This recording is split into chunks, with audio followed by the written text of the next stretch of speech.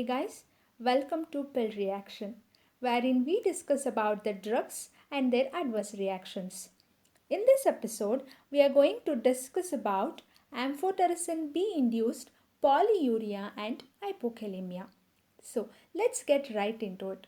To begin with, let us have a quick reference of Amphotericin-B, an antifungal agent used for mucormycosis, invasive aspergillosis, and cryptococcosis. The popular brands around are Ambisib. Moving on to the adverse reactions, we know that amphotericin B is a highly effective antifungal agent that binds with ergosterol, a key component of fungal cell membrane, and forms pore that results in the leakage of monovalent ions, thereby causing cell death. As humans and fungal cell membrane share common structure, amphotericin B can also lead to pore formation in human cell membrane with resulting toxicity. Some of the common adverse reactions are nephrotoxicity, hypokalemia, and polyuria. Hypothalamus is the master switchboard. It is the part of the brain that controls endocrine system. That guy with small pea-sized structure hanging below. Yes, you are right. It is the pituitary gland. It is called as the master gland because it regulates the activity of all other glands. Pituitary gland has two lobes, the anterior and the posterior lobe. Now, let us have a quick understanding of the synthesis and the physiological functions of antidiuretic hormone, ADH for short. Hypothalamus, the master switchboard, actually has hypothalamic neurons called as magnocellular neurons which secretes polypeptides such as antidiuretic hormone, ADH for short, and oxytocin into the posterior lobes of pituitary gland.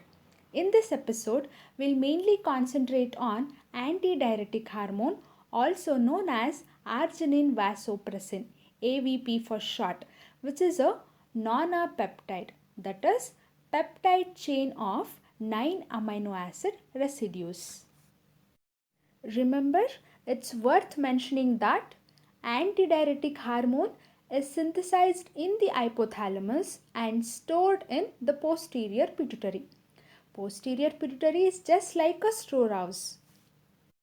Antidiuretic hormone constantly regulates and balances the amount of water in your blood.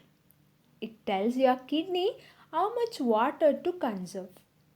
When antidiuretic hormone or vasopressin is released, it doesn't allow diuresis, hence the name antidiuretics.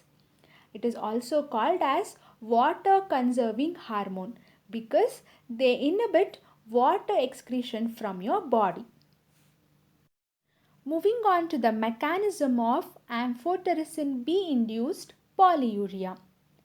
Within the principal cells, we have antidiuretic hormone type 2 receptors, which is a serpentine or heptahelical domain, which is G protein coupled receptor, G stimulatory type. When antidiuretic hormone agonist binds to the receptor, it stimulates adenylyl cyclase, AC for short. Adenylyl cyclase in turn catalyzes the formation of cyclic AMP, a secondary messenger. Cyclic AMP in turn activates the cyclic AMP dependent protein kinase A, pKa for short. Protein kinase A are the phosphorylating enzymes. Protein kinase A in turn increases the number of aqueous channels or aquaporins insertion in the principal cells, thereby increases the water reabsorption, which results in the decreased diuresis. But amphotericin B inhibits vasopressin induced aquaporin channel insertion.